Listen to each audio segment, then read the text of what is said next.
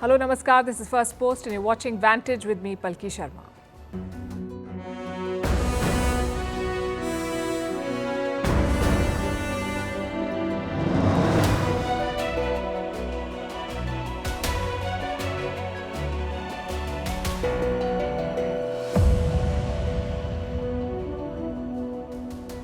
The big story tonight comes from Canada. Their Prime Minister Justin Trudeau is playing with fire. He's clashing with India over the death of a Khalistani terrorist.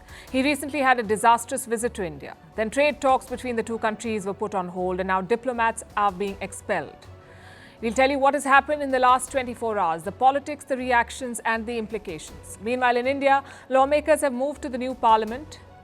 And on the agenda is increasing women's representation in Indian politics. We say it's a step in the right direction and about time. In China, there's news on the missing foreign minister, Qin Gang. Apparently, he's under investigation over an affair. Why has Ukraine sued its neighbors in the middle of a war? And these are countries that have supported Ukraine and welcomed its refugees. In the US, Donald Trump has decided to miss yet another Republican debate. He's going to Detroit instead. In Libya, misery has given way to anger. People have set the mayor's house on fire in flood-hit Derna. And a special report on the sleep industry. It is booming and how. We'll tell you all about it. The headlines first.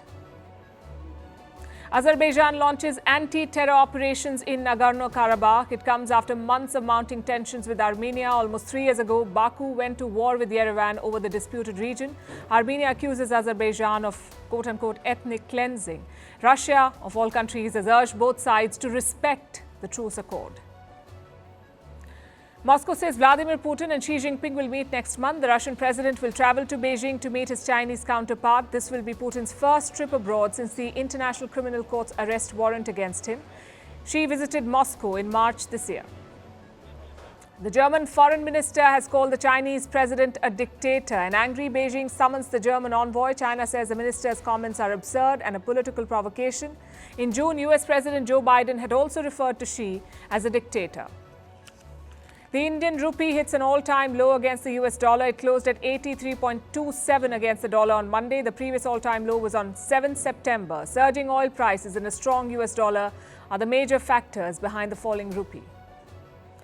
Ex-owner Elon Musk says there are no free lunches. The billionaire is mulling charging all ex-users a monthly fee. Musk says it's the only way to counter bots. He made the comment while meeting Israeli Prime Minister Benjamin Netanyahu. X, formerly Twitter, has more than 500 million users.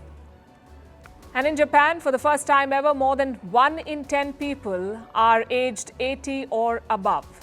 Japan has the world's oldest population. It is also has one of the lowest birth rates. In February, Prime Minister Fumio Kishida warned that Japan was on the brink of a population crisis.